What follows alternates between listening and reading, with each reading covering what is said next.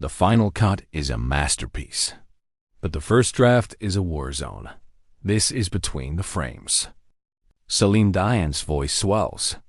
The sun sets in a blaze of orange and pink.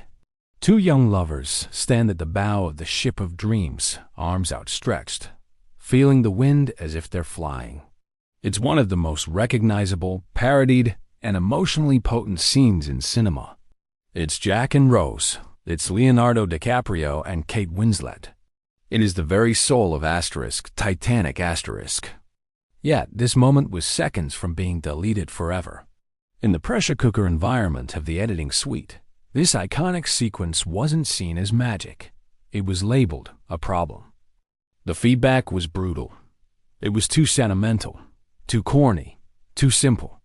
James Cameron, the film's obsessive director, was told in no uncertain terms to kill his darling or risk sinking his entire film before it ever set sail.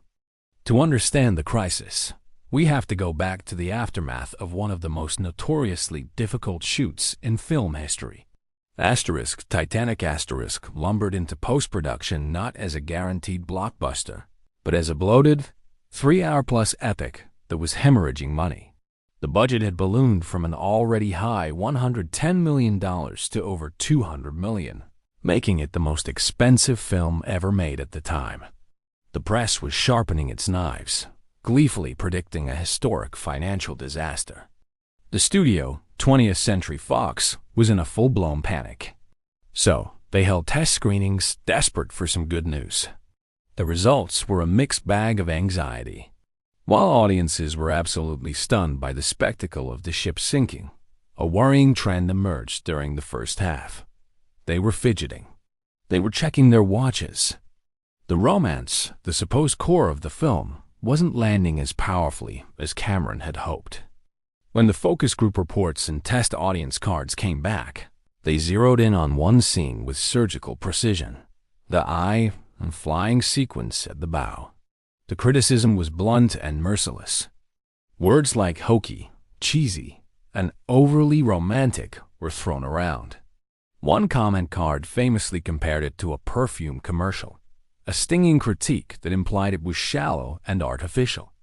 For the panicked studio executives, this was an easy fix. Their logic was cold, simple, and driven by spreadsheets. The movie was too long. The audience wanted to see the iceberg. Cut the fluff. Shorten the romance to get to the disaster faster. The "I'm flying" scene, with its lingering shots and minimal dialogue, seemed like the most obvious piece of fat to trim. They saw it as an indulgent delay, not the emotional anchor it was intended to be. The pressure on Cameron became immense. Cut the scene, shorten the film, and maybe, just maybe, they could salvage their investment. But the pivotal mechanism that saved Titanic wasn't an edit. It was a refusal to edit. James Cameron, a filmmaker legendary for his stubborn precision and uncompromising vision, made a stand. He drew a line in the sand, and on the other side of it was the soul of his movie. In heated meetings with editors and executives, Cameron launched into a passionate defense. He argued that the scene wasn't just a simple romantic beat. It was the visual thesis of the entire film.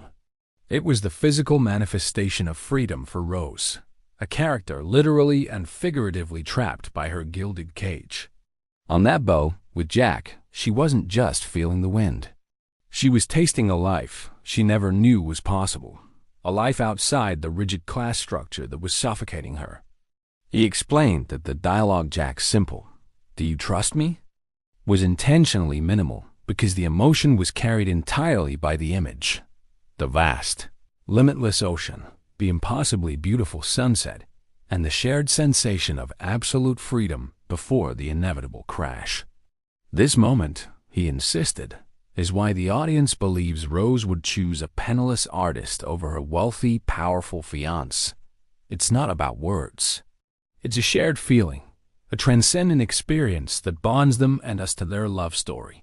He drove the point home, telling the studio that cutting this scene would be catastrophic. It would reduce the love story to a simple plot device, a mechanical way to move rows from one part of the ship to another. The later tragedy of the sinking would become a mere spectacle of special effects, not a heartbreaking human loss. The audience, he argued, needed to feel this peak of pure euphoria to truly, deeply feel the devastation of its loss. Without the flight, the fall means nothing. As the pressure mounted, a compromise was offered. Fine, keep the scene, but shorten it. Cut it down. Make it quicker. Cameron refused again. He knew the scene's power was in its languid, dreamlike pace. It needed to breathe. It needed to feel like a memory being seared into the minds of the characters and the audience. He bet his entire reputation and the financial fate of the most expensive film ever made on the power of pure wordless cinema. Cameron's gamble didn't just save a scene. It defined the film's legacy. Upon release, the very moment that was dismissed as hokey and corny became the film's single most iconic image. It was on the posters. It was the climax of every trailer, and it immediately cemented itself in the pop culture lexicon, endlessly referenced and parodied, a testament to its universal power. It was a powerful lesson. Test audiences in a sterile screening room don't always predict the collective magic of a shared theatrical experience. The scene that felt awkward in a focus group became a moment of shared catharsis in a dark cinema. And while Cameron fought the battle in the boardroom, we can't forget the unsung heroes who executed the vision. Editors Conrad Buff, James Cameron himself, and Richard Harris meticulously crafted the scene's rhythm, knowing just how long to hold on Kate Winslet's ecstatic face. They seamlessly blended it with James Horner's now legendary Rose theme, a piece of music that soars in perfect harmony with the visuals. And the visual effects team delivered a flawless composite of the sunset, creating an image that felt both real and impossibly romantic. It was a perfect fusion of performance, editing, music, and technology. Ultimately, this story is a masterclass in emotional calculus. Cameron understood that a scene's value isn't always measured in plot information or narrative efficiency. Sometimes its value is purely emotional investment. The lesson for all creators is profound. Sometimes the slow part, the quiet part, the part that doesn't seem to advance the plot, is the most important part. Because authentic, earned emotion will always resonate deeper and last longer than efficient plotting. The principle here is what we can call protect the pulse. Every great story has a heartbeat, a moment of pure, emotional truth that everything else in the story serves. It's the scene that crystallizes the theme and forges the crucial bond with the audience. James Cameron identified that heartbeat and defended it against data, against pressure, and against conventional wisdom. So for every writer, director, or creator out there, the question is, what's the I'm flying moment in your project? Find it, understand why it's the pulse of your story, and then fight for it, even if the spreadsheet, the focus group, or the executives tell you to cut it. What other film do you think was saved by a director refusing to cut a slow or unnecessary scene? Share your pick in the comments below. Thanks for watching, and don't forget to subscribe to Between the Frames.